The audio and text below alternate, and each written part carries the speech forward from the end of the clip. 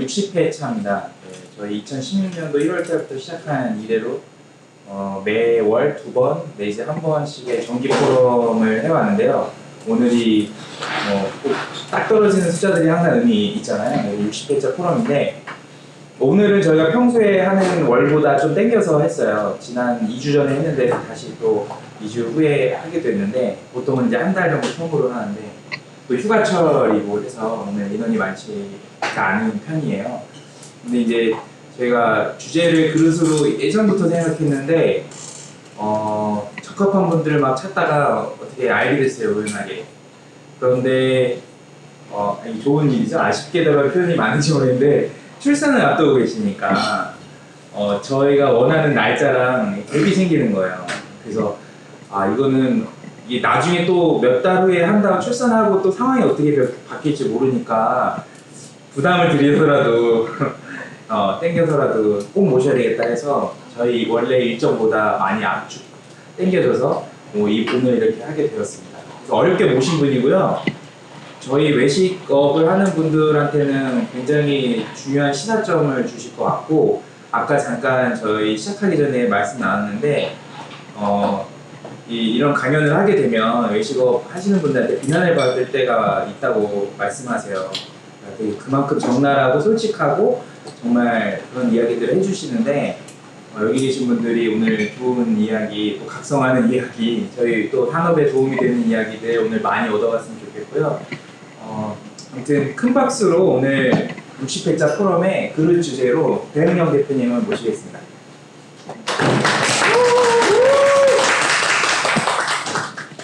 안녕하세요. 저는 그릇을 천직으로 알고 있고 지금도 이제 앞으로도 계속 제가 할머니가 될 때까지 이 일을 하는 이제 배은경이라고 하고요.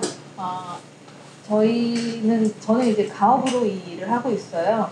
저희 집은 가업으로 지금 올해로 279년째 저희는 가업으로 이 일을 하고 있고요. 제가 9대째 이 일을 지금 하고 있습니다. 그래서 한미오 베시토가라는 거는 이제 한국의 아름다운 가마를 이제 운영하는 베시 흙집이라는 뜻으로 이제 저희 이제 가족을 의미하는 말이고요. 그래서 제가 한미오 베시토가 9대고요. 그다음에 저는 이제 프레독이라는 것을 이제 좀 연구하고 개발하고 하는 그런 일을 하고 있어서 프레독이 연구소 소장 겸 퓨어세라 대표를 하고 있습니다. 소속은 서울시 무형문화재 제30호 이수자로 서울시에서 활동을 하고 있고요. 작업은 서울에서 못하기 때문에 지금 현재 화성 제부도 쪽에서 작업을 하고 있습니다. 오늘 제 강연은 들으시고 나면 또 혼란이 오실 수도 있고 고민이 오실 수도 있고 이제 그런 부분이 있을 거예요.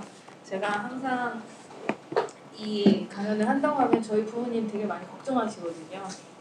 혹시라도 이제 그릇 관련되신 분들, 그릇 많이 아시는 분들을 만나면 좀 욕먹을 수도 있다 이제 이런 얘기를 하시는데 제가 오늘 이 강연을 하게 되는 이유는 이제 외식업 하시는 분들이 이제 여러 가지 그릇이 있겠지만 분명히 그릇이 필요하실 거예요. 그 그릇을 선택을 하는데 좀 응용하시고 한 번 더 생각하시고 그런 부분을 좀 도움을 드리면 어떨까 해서 이 자리를 준비를 하게 됐습니다.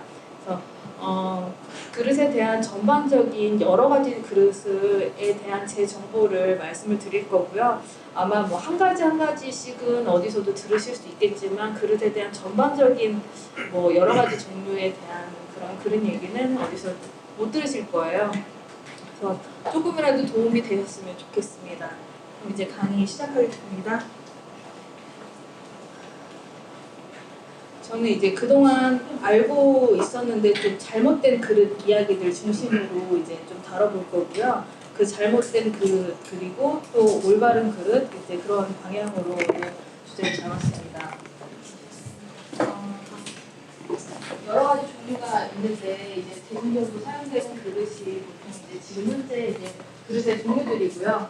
지금 현재 소비자들의 인식의 변화가 어떤지 이제 그런 부분이 필요할 것 같아요. 저는 이제 소비자 인식의 변화에 대한 그런 부분은 1년에 한 번씩 이제 리서치 회사를 통해서 이제 소비자 조사도 하고 제 그릇에 대한 정보도 이제 받고요. 그리고 소비자들이 어떤 그릇을 원하는지 그런 부분들 리서치 회사를 통해서도 받고 있거든요. 작년에도 받은 상태예요. 그리고 이제 소비자가 이제는 어떤 문화, 그다음에 어떤 그릇을 이제 원하는지, 그리고 이제 어디서도 이제 알려주지 않는 그릇에 대한 얘기, 그리고 사용하면 안 되는 그릇이 있고 버려야 될 그릇이 있어요. 근데 오늘 이 얘기를 들으시고 나면 아마 집에 가시면은 버릴 그릇이 꽤 많이 생기실 거예요. 그리고 어딘가에서 그런 그릇들을 보면 찝찝해서 음식을 못 드시는 경우도 생기실 수가 있어요. 근데 그런 부분들은 어디서 얘기를 안 해주거든요. 그런 부분들도 준비를 했고요. 그 다음에 올바른 그릇은 어떻게 제작하는지, 그리고 제 작업에 대한 이제 조금 간단한 설명을 이제 마무리로 이 강의를 마치겠습니다. 대중적으로 이제 사용되는 그릇들이 보통 이제 그릇의 분류인데요. 보통 그릇들은 이제 재료에 따라서 이제 분류가 돼요. 어떤 재료로 만들었냐에 따라서. 근데 지금 여기 보시면 제가 뭐 코렐이나 뚝배기 이런 애들을 지금 독이 자기하고 분리를 해놨어요. 다른 분들 뭐 자기나 도기에 뭐 코렐이나 뚝배기가 포함된다, 코렐이 도자기다, 뚝배기도 도자기다, 뭐 옹기다 이렇게 생각하시는 분이 있는데 엄연히 다르거든요. 그게 다 재료에 대한 차이예요. 다들 이제 흙으로만 만드시는지 아는데 사실 아닌 부분이 있어요. 재료를 알게 되면 내가 이 그릇을 써야 되는 그릇인지 안 써야 되는 그릇인지에 대한 정답이 나오거든요. 그래서 제가 따로 분류를 해놨고요. 요즘에는 이제 소비자 인식의 변화가 너무 많이 왔어요. 그래서 2014년도에도 큰 사건이 하나가 있었고요. 최근 5년에서 10년 사이에 소비자 니즈 변화가 워낙 너무 심해서 저도 소비자 리서치 회사를 통할 정도로 많은 변화가 있는데, 이게 그냥 일반 소비자가 그릇을 싸는 것뿐만이 아니라 내가 먹는 음식, 내가 어디 가서 먹는 음식점의 그릇 이런 것까지 이제 다 고려하는 그런 시대가 왔기 때문에 그런 부분들이 이제 문화 의식이 좀 많이 높아졌어요. 그리고 검색을 하거나 내가 알아봤을 때 그런 정보들이 워낙 많이 이제 알 수 있는 그런 시대가 왔기 때문에 소비자들이 뭐 하나를 사더라도 좀 많이 알아보는 그런 시대가 왔고요. 2014년에 MBC 불만제로에서 도자기에 대한 방송을 했어요. 네이버 검색해 보시면은 불만제로 도자기 이렇게만 키워드 치셔도 여러 가지 내용이 나오거든요. 근데 그걸 보시면 이제 제일 큰 사건이 나파동 사건이었어요. 이제 납이 이제 기준치의 100배, 1000배 이상 나온 그런 사건이었거든요. 국내 땡땡 도자기는 한국 도자기예요. 그리고 저쪽에 있는 이제 인도네시아산 그릇은 이제 수입 도자기 중에 이제 하나고요. 이제 이쪽은 이제 중국에서 이제 만들어진 이제 그릇들인데, 항상 뭐 이 수치는 변하긴 하지만 문제점은 이제 공통적으로 제대로 만들지 않은 그릇이 우리 곁에 있다, 이런 부분을 이제 알려주고 있는 거죠. 소비자들은 다 모르고 구입을 했어요. 얘는 수입 그릇이니까 유명한 브랜드니까 구입을 하셨을 거고요. 뭐 국내 도자기 같은 경우에는 뭐 여기는 이름 있는 회사니까 이제 구입을 하셨을 거고요. 그리고 중국산 도자기는 워낙 저렴하게 시중에 많이 깔려 있고요. 이 사건 이후로 큰 사건이 있었죠. 한국 도자기가 문을 닫았어요. 이 사건 이후로 한국 도자기에서는 리콜을 실시를 했고요. 리콜을 실시를 해서 집에 있는 쓰던 그릇도 바꿔드립니다 라는 마케팅을 시작을 했어요. 근데도 소비자들은 외면을 하기 시작했죠. 왜냐면 내가 그동안 믿었던 그 회사의 그 그릇이 납이 이렇게 많이 나왔다면 내가 먹는 음식이 안전하지 않았을 거라는 걸 이제 소비자들이 알아버렸거든요. 그래서 소비자들은 한국 도자기에서 깨진 그릇도 바꿔드립니다, 쓰던 그릇도 바꿔드립니다 했던 그 마케팅을 외면을 해버렸어요. 그게 이제 연초에 그런 사건이 있었고요. 결국에는 그 해에 7월달 여름에 한국 도자기 공장은 가동이 중단이 됐어요. 그리고 이제 재정이 안 좋아지면서 많은 이제 어려움이 시작됐죠. 한국 도자기가 그렇게 된 다음에는 이제 한국 도자기에는 이제 아들이 3명 있어요. 그 중에 이제 셋째 아들이 인도네시아를 건너가서 젠이라는 회사를 차렸어요.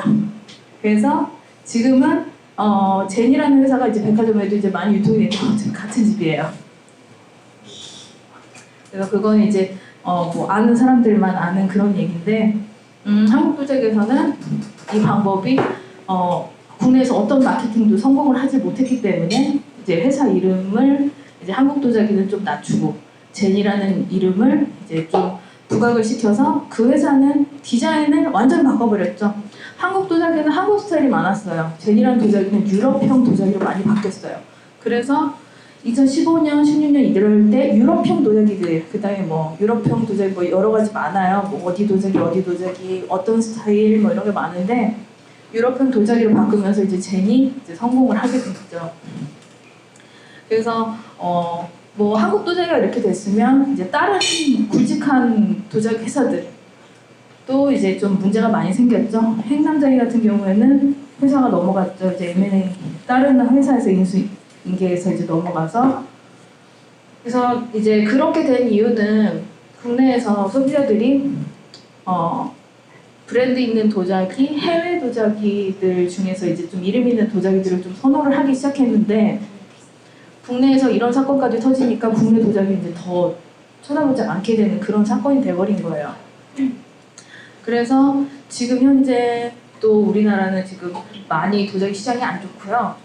그리고 소비자들은 어떤 그릇을 사야 될지 많이 고민을 하고 또 그때부터 이제 좀 많은 문제가 생기기 시작을 한 때가 이제 2014년 이제 불만제로 그 사건이에요.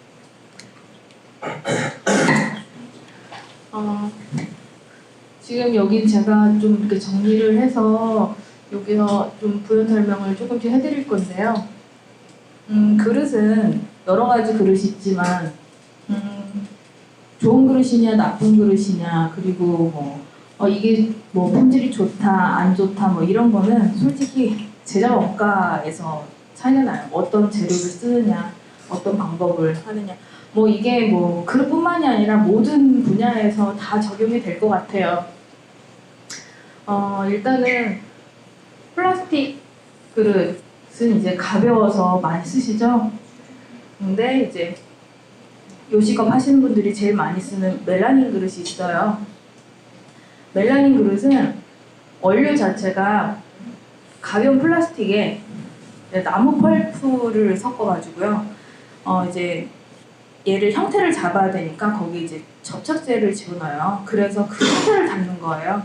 그래서 요식업 하시는 분들이 이제 좀 금액은 적은 비용으로 그 그릇을 쓰실 수 있지만 사실은 뜨거운 음식을 담으시면 솔직히 안 좋아요. 그리고 뭐 고깃집이나 이런 데에서 쓰시면 더 안 좋은 그런 그릇이죠. 근데 이제 그냥 멜라닌 그릇 이렇게 이제 얘기를 하면 그게 이제 마음에 와닿지 않는데 모든 그릇은 이제 다 이제 이 그릇의 재료가 뭔가 그것만 찾아보시면 내가 이거를 선택해야 될지 말아야 될지 그 기준이 나오거든요. 그냥 이름만 들었을 때 모르는데 저 멜라닌 접시가 경질 플라스틱에 나무 펄프에 접착제로 이루어졌다. 이걸 아시면 이제 조금 이제 생각을 하시게 되겠죠. 당연히 몸에 안 좋은 그런 것들이 있을 거고요. 멜라닌 플라스틱 중에서도 이제 좀 무광이 있고요. 유광이 있어요. 근데 이제 유광 같은 경우에는 광철을 한 번 더 한 거거든요. 무광보다는 유광이 이제 뭐 스크래치나 뭐 세척이나 이런 데 더 강하기 때문에 이제 그런 부분을 이제 선택을 하시는데 그런 코팅적인 부분이 무광에서는 이제 좀 빨리 벗겨지고 기스가 나니까 좀 안 예뻐지고 반짝거리지 않으면 새 그릇 같지 않고 이래서 이제 선택을 하시는데 좀 그런 부분도 이제 좀 생각을 해보셔야 되는 부분이 있고요. 유리 같은 경우에도 일반 유리, 이제 강화 유리 이렇게 있는데 이제 저런 부분도 이제 좀 관리 잘 하셔야 돼요. 왜냐면 쟤네들도 납은 검출이 다 됩니다. 납은 원래 그릇은 이제 성분 검사를 다 해요. 그래서 납, 카드뮴, 비소 이렇게 3가지를 항상 성분 검사를 하는데 그게 모든 그릇을 다 가지고 하는 게 아니라 어떤 업체든지 이제 한번 대량으로 만들면 그 중에서 자기들이 이제 샘플을 골라서 그걸 이제 실험 기관에 의뢰를 하는 거거든요. 그러다 보니까 이제 품질이 솔직히 들쑥날쑥할 수밖에 없어요. 그거는 이제 당연한 결과예요. 나 같은 경우에는 인체로 들어갔을 때 일단 배출이 안 된다는 그런 부분이 있는데 이제 아주 소량까지는 이제 식약청에서도 이제 허용을 하는 편이고요. 그 수치가 높아지면 이제 인체에 쌓이기 때문에 배출이 안 되니까 그 문제가 되는 건데 아까 전에 이제 불만제로 방송을 이렇게 보시면 걔네들 수치는 기준치의 100배, 1000배예요. 엄청난 거거든요.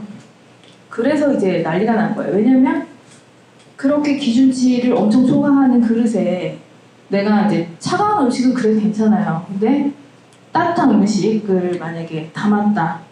그러면은 안 돼요. 그리고 제가 얼마 전에 이제 어떤 음식점에서 음식이 좀 식었으니 좀 데워달라고 좀 요청을 했어요. 그랬더니 종업원분이 그릇을 가져가시더니 그 그릇을 통째로 데운 거예요. 그 그릇이 멜라니 접시였거든요. 차라리 안 데운 걸 먹으니만 못한 그런 음식을 가져왔는데 그래도 제가 그 음식을 안 먹었어요. 왜냐면 그 그릇에 담긴 음식이 전자레인지에 들어갔고 전자레인지에서 돌려지면서 그 열 때문에 그릇은 따뜻해졌어요. 그러면 그 그릇에 있는 성분이 분명히 용출이 안 될 수가 없어요. 그 용출이 된 그 성분이 음식에 묻을 수밖에 없거든요. 그래서 이제 그런 중금속에 대한 그런 부분이 되게 중요해요. 저도 이제 손님들을 이제 많이 만나고 있지만 가끔씩 그런 이제 얘기를 하시는 분들이 있어요. 집에서 내가 쓰는 그릇을 전자레인지에 돌렸는데 유약이 녹았다. 손에 묻었다. 그런 얘기를 저는 되게 많이 들었어요. 많은 분들이 겪는 부분은 아니지만 그렇게 간혹가다 그런 분들이 나오시는 걸 봐서는 웬만한 그릇이 열에 이제 좀 약한 그런 부분을 알 수 있거든요. 그래서 이제 관리나 사용 방법이 어떻게 되느냐에 따라서 이제 그릇에 대한 그런 부분도 많이 달라지는 건데 내가 이 그릇을 쓸 때 차가운 음식을 담아야 될지 뜨거운 음식을 담아야 될지 이제 그런 부분 좀 생각을 하셔야 되고요. 이제 목기나 이제 목기 중에서 이제 오칠 이런 것들이 좀 유명한데 이제 목기를 이제 또 관심 있어 하시는 분들이 계세요. 모칠은 시중에서 있는 것들은 거의 카슈가 많아요. 카슈는 뭐냐면 이제 오칠하고 비슷한 색감을 나타내고요. 온나무에서 채취한 게 아니에요.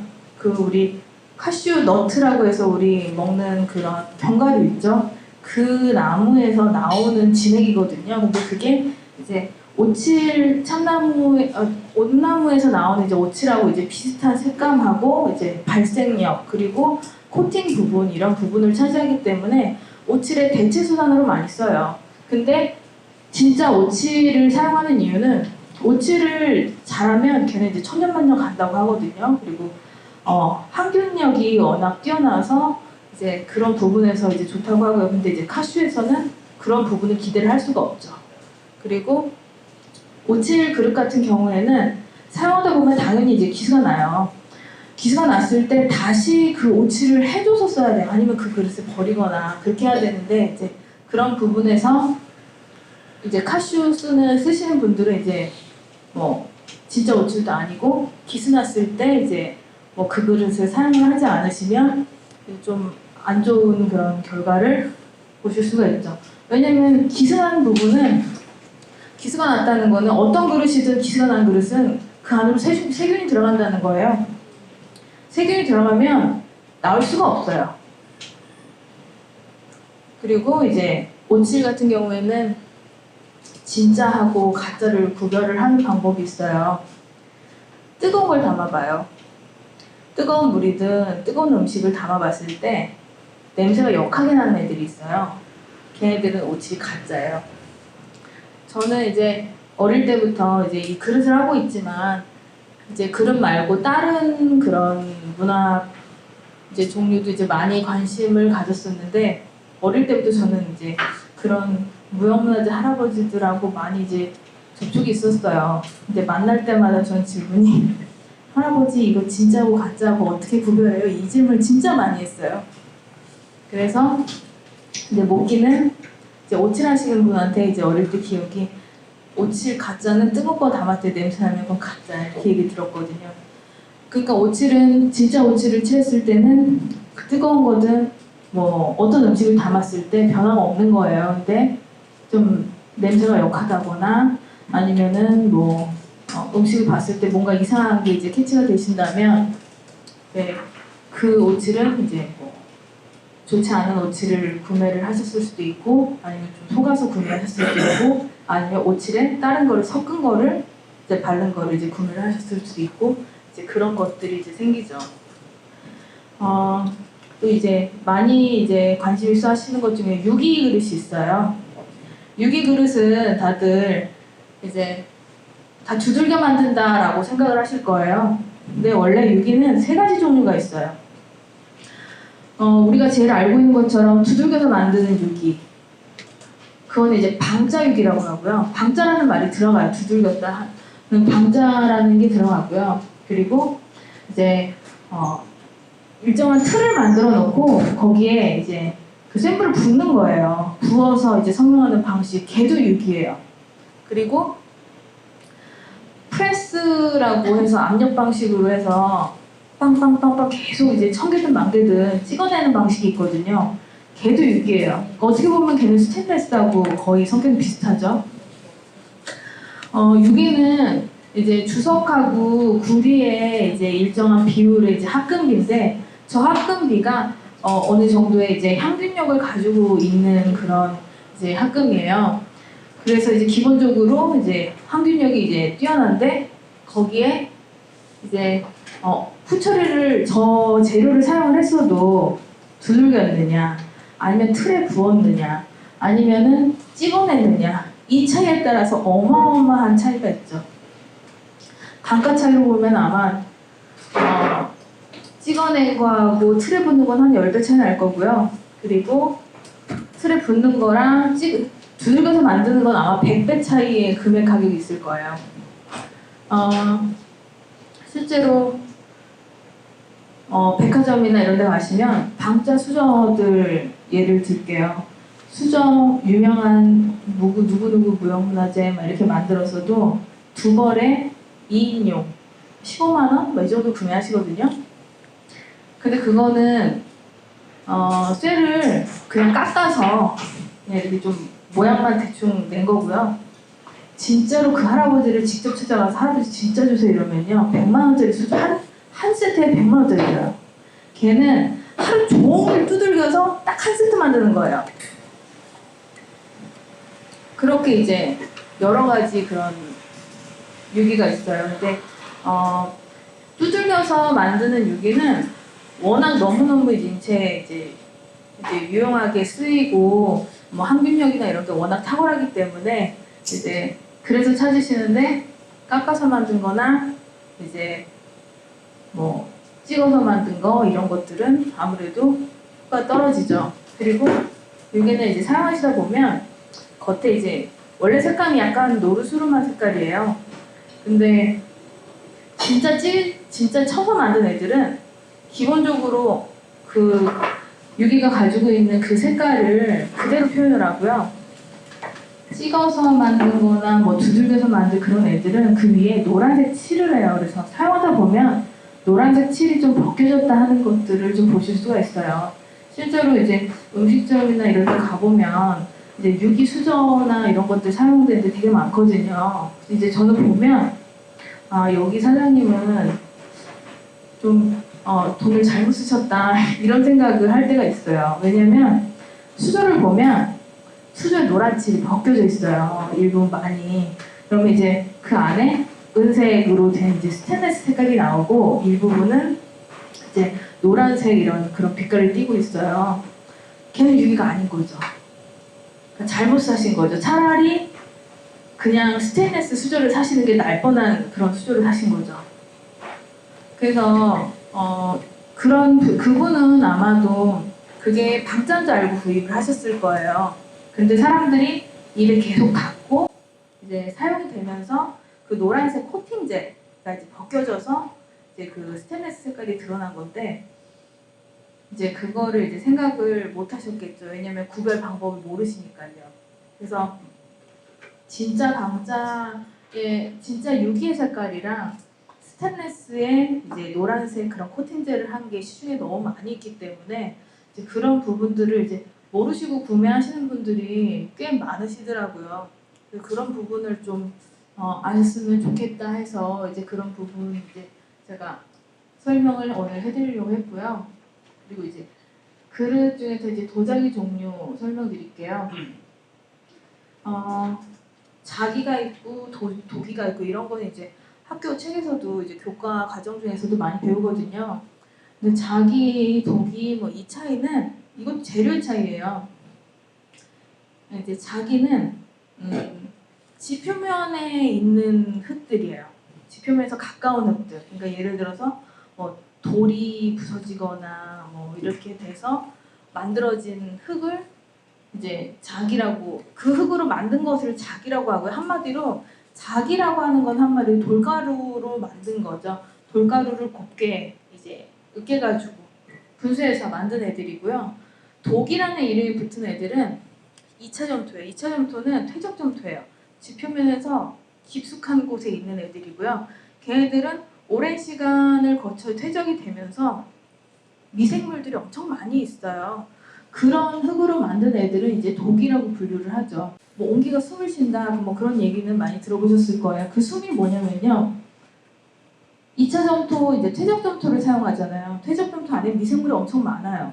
근데 도자기를 만드는 돌가루 흙에는 미생물들이 없죠. 지표면에서 가깝기 때문에. 그래서 이제 도자기는 숨을 쉴 수 있는 구멍이 없는 거고요.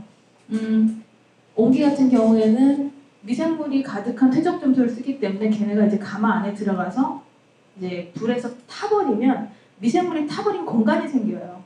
그 부분이 이제 숨구멍이 되는 거예요. 근데 이제 숨구멍이 있으면 이제 물이 새거나 음식이 스며들 수가 있기 때문에 그런 부분을 이제 그냥 방치를 해놓으면 안 되잖아요. 그래서 거기에 이제 쟁물이나 이제 유약이나 이런 걸 코팅을 해서 숨구멍을 100%가 아니라 50% 이하로 만들어버리는 거죠. 근데 옹기가 이제 숨을 쉰다 하는 거는 비교 대상이 도자기예요. 도자기이기 때문에 숨을 쉰다 이런 얘기가 이제 그 50% 이하여도 그런 얘기가 나오는 거죠. 도자기 이제 얘기 설명드리기 전에 이제 또 열팽창계수라는 거를 하나 설명을 해드려야 되는데요. 세상의 모든 물질은 열을 받았을 때 늘어나는 성질을 가지고 있어요. 근데 이제 이 늘어났다가 당연히 이제 또 수축도 하고 하거든요. 이 정도를 이제 열팽창계수라고 이제 얘기를 해요. 전문 용어로. 근데 이제 이 열팽창계수의 정도가 얼마나 이제 차이가 있냐, 얼마나 수치가 컸다가 작아지는 이런 게 이제 좀 많이 생각을 하셔야 될 부분인데요. 뚝배기 같은 경우에는 열을 참 많이 받는 그런 그릇이에요. 근데 뚝배기는 이제 재료가 내열토라고 하는 흙이거든요. 걔는 이제 무기질 그리고 여러 가지 이제 흙에 여러 가지 이제 광물들을 섞어가지고 돌가루 같은 광물들을 섞어가지고 만든 거라서 뚝배기는 알맹이 엄청 거칠어요. 근데 이 알맹이가 워낙 거친 걸로 만들다 보니까 당연히 막 물이 쭉쭉 셀 거고 음식물이 많이 스며들 거예요. 그렇다 보니까 뚝배기는 유약 처리를 기존 유약의 5배 정도 처리를 해요. 그래서 보셨을 때 뚝배기 워낙 이제 겉에 유약이 엄청 두껍게 칠해졌다 하는 거를 보실 수가 있죠. 그게 기존 흙이 워낙 거칠기 때문에 이제 그렇게 두껍게 처리를 한 건데 그렇게 처리를 한 애들이 이제 불 위에 올라가요. 불 위에 올라가서 막 끓여져요. 그러면 얘가 늘어날 거예요. 그러면 그 안에 내열토라고 하는 열을 받아도 견딜 수 있는 그런 흙도 늘어날 거고요. 그 위에 5배 정도 두께로 발려진 유약도 늘어날 거예요. 근데 얘네가 동시에 늘어나는데 유약이 10이 늘어나고 5가 늘어나고 3이 늘어나고 알 수가 없어요. 흙이 10이 늘어날지 5가 늘어날지 알 수가 없어요. 흙은 3이 늘어나는데 유약은 10이 늘어날 수 있고요. 수축할 때는 얘가 흙이 뭐 1이 될지 2가 될지 유약이 5가 될지 10이 될지 몰라요.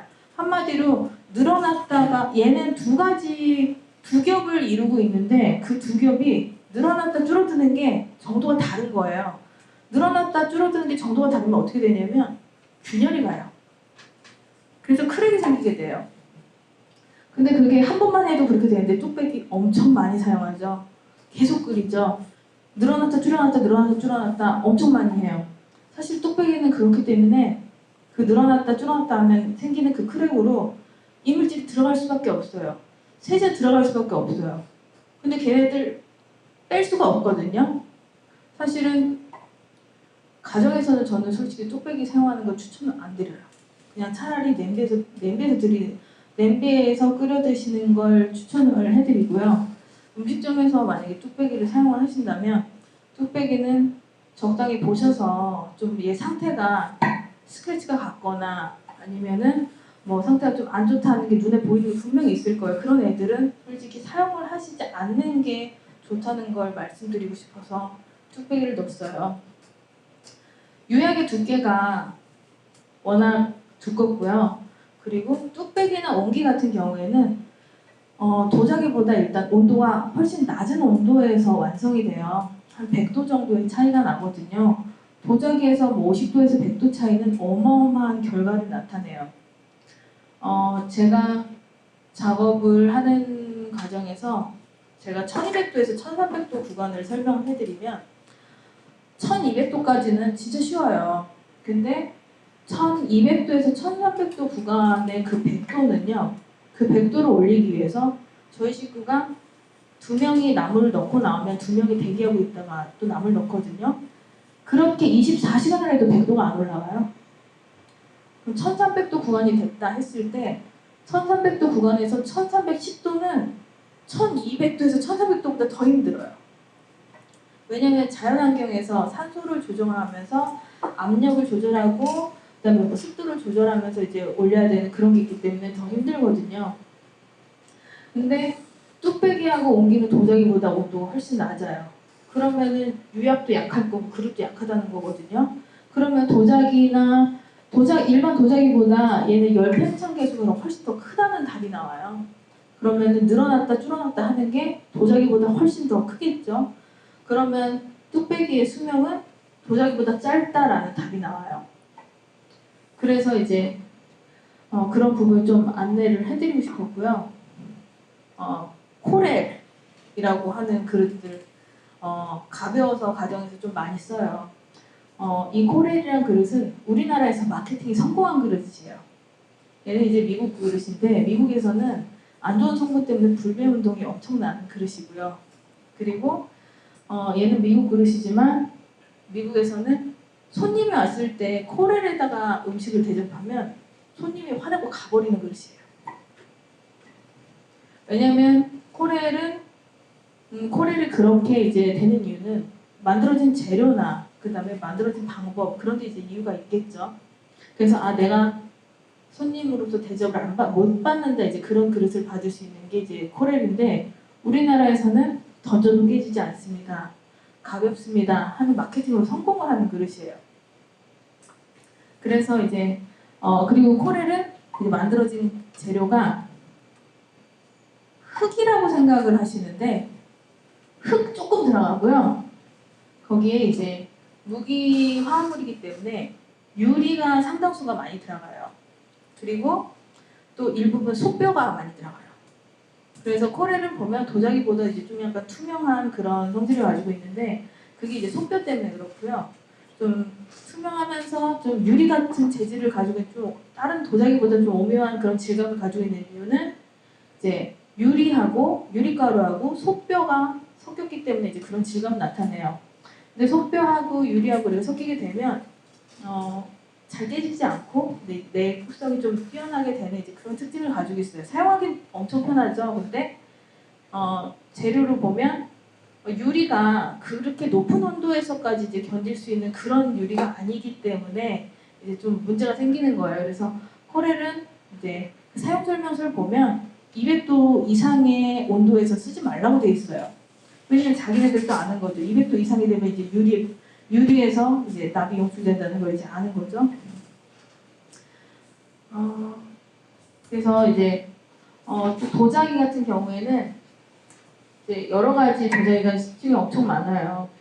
근데 이제 도자기는 이제 선택을 하실 때 그 색감에 대한 부분을 좀 고려를 하셨으면 좋겠어요. 색감적인 부분이 뭐 도자기는 뭐 세상에 웬만한 색깔을 다 가지고 있고 그 색깔에 이제 뭐 점박이 무늬, 얼룩 무늬 여러 가지로 이제 다 표현되는 그런 유약의 시대가 왔거든요. 그래서 너무 많은데 유약 중에서도 원색에 가까운 거는 꼭 피하시라는 말씀을 드리고 싶어요. 원색은 다른 그릇들보다 완성되는 온도가 낮아요. 예를 들어서 뭐 빨간색, 노란색, 막 이런 것들 이제 젊은 분들 되게 많이 좋아하시는 분들 계시거든요. 연두색, 뭐 초록색, 파란색, 뭐 이렇게 파란색도 보면 이렇게 탁한 파란색이 있고 빨간색도 보면 빨간색도 좀 탁한 빨간색도 있고 그래요. 근데 정말 산뜻한 빨간색, 정말 산뜻한 뭐 노란색, 뭐 이런 애들은 솔직히 피하셔야 돼요. 걔네들은 유약 재료 자체가 온도가 낮게 설정이 돼 있어요. 재료상 가서 보면 뭐 다른 애들은 뭐 1250도에 구워라 뭐 이렇게 되는데 걔네들은 뭐 1210도, 1220도 뭐 이렇게 돼 있어요. 가마에서 그런 색깔의 유약을 넣어서 발라서 붓게 되면 1210도, 20도 거기서 이제 주어진 그 수치보다는 더 낮게 떼야 돼요. 왜냐면 걔네들은 맥시멈 수치이기 때문에 좀 더 낮게 떼야 되거든요. 1220도 된 애들은 좀 안전성을 갖기 위해서는 1205도 뭐 이 정도에 떼야 돼요. 왜냐면 그 온도를 또 넘어가거나 그 맥시멈 온도에 비슷하게 되면 빨간색이 아니라 회색빛 아니면은 뭐 아예 좀 이상한 색깔로 변해버려요. 그러니까 색깔이 날아가 버린다고 표현하거든요. 도자기 제작할 때는 이제 그런 색깔이 돼버리죠. 그렇다 보니까 그렇게 예쁜 색깔을 나타나기 위해서는 낮게 불을 떼야 돼요. 근데 낮게 불을 떼면은 제가 아까 안 좋다고 말씀드렸잖아요. 이제 그런 현상 때문에 색깔 이제 원색깔 좀 피하라고 말씀을 드린 거고요. 전사무늬가 있어요. 그릇 보시면 이렇게 밖에 이렇게 그림이 표현된 것들 있어요. 물감으로 그려진 게 아니라 뭔가 이렇게 스티커 같이 이렇게 붙여진 것 같은 애들을 이제 전사라고 하는데요. 이 전사 만들어질 때 어떻게 만드냐면요. 일단은 도자기를 이제 1250도 정도에 완성을 해요. 그리고 우리 옛날에 이제 어릴 때 보면 뭐 과자 같은 거 먹고 그러면은 이제 그 안에 하나씩 이제 들어있던 것들 뭐 스티커 있잖아요. 몸에 이렇게 붙이는 스티커요. 그래서 이렇게 스티커처럼 떼내면 몸에 이렇게 붙어나는 스티커 있죠. 그런 스티커는 똑같아요. 그림이 있는 그런 거를 이제 물에 살짝 붙여서 이 완성된 그릇 위에다가 붙여서 이 비닐을 떼내면 걔가 이제 그릇에 살짝 붙거든요. 근데 걔는 이제 손톱을 하거나 이렇게 당연히 밀리잖아요. 그러면 얘를 이제 500도에서 700도 사이의 온도에 한번 살짝 거줘요. 그럼 얘가 그릇에 밀착이 돼버려요. 그러면은 이 그릇은 1250도에 몸체가 완성이 됐어도 그림이 있는 부분은 이제 700도대로 약해졌다고 생각하시면 돼요. 그러면은 그런 그림이 있는 그런 부분에 뜨거운 거를 올리면 당연히 안 되겠죠? 왜냐면 그 전사의 그 성분은 납이 대부분이거든요, 거의 다. 그렇기 때문에 뜨거운 게 닿으면 안 돼요. 그러니까 한마디로 지금 제가 그릇이 두 가지가 있어요. 얘가 밥공기라고 생각을 하면 얘는 밖에 그림이 있어요. 안에는 그림이 없어요. 얘는 안에 그림이 있어요. 그러면 우리가 사용할 때 뜨거운 밥은 괜찮아요. 근데 뜨거운 고기 같은 거 얘 안 되는 거예요. 얘가 무늬가 만약에 없다면 뜨거운 음식 올려도 괜찮아요. 근데 이 그림이 있는 거에다가 음식 올리시면 안 돼요. 그리고 전자레인지 사용하신다 이런 거 당연히 안 되겠죠? 그래서 그 부분 설명드리려고 제가 접시 준비해 온 거고요. 그릇 요즘에 이제 주부분들 사이에서 해외 브랜드 도자기들 많이 유행해요. 어디 브랜드 다 유행을 하는데 참 문제가 많아요. 사실 제가 2년 전에 너무너무 궁금해서 수입 도자기 이름 되면 다 아는 수입 도자기 한 6종류, 그리고 국내에서 이제 생산되는 도자기 한 5종류, 그리고 옹기 이제 무형문화재를 비롯한 이제 여러분들 거 몇 종류의 거의 이제 저희 거까지 포함을 해서 한 20종류를 실험 기간에 의뢰를 했어요. 실험 기간에서 안 받아주더라고요. 이거 혹시 방송 촬영하는 거냐? 이거 뭐 불만제로 같은 그런 거냐? 그거 안 해주더라. 그래서 그 실험 연구진들 만나서 제가 설득을 했어요. 솔직히 그 연구원들은 불만제로 프로그램에 대해서 알고 있더라고요. 나는 그런 걸 하려는 게 아니라 그 불만제로 프로그램에는 수입 도자기가 별로 안 나왔다. 근데 지금 소비자 니즈가 수입 도자기를 너무 선호한다. 근데 수입 도자기가 종류가 너무 많은데 그 중에서 소비자들이 진짜 좋아하는 그런 그릇들은 솔직히 방송에 안 나왔다. 나는 이 부분이 너무 궁금해서 내가 실험을 해봐야 될 것 같아. 나는 여기 의뢰한다 해가지고 의뢰를 그 얘기를 했더니 그 연구진들이 더 관심을 가지더라고요. 그래서 실험 결과가 나왔는데 제 불만제로에 대한 답이 나왔어요. 아, 수입 도자기를 안 한 이유는 우리나라가 우리나라보다 더 힘이 센 나라의 그릇을 건드릴 수 있는 힘이 없구나. 왜냐면 한국 도자기가 100배에 나왔거든요. 유명한 그릇들이 한 1000배가 넘게 나왔어요. 제가 실험한 거에서.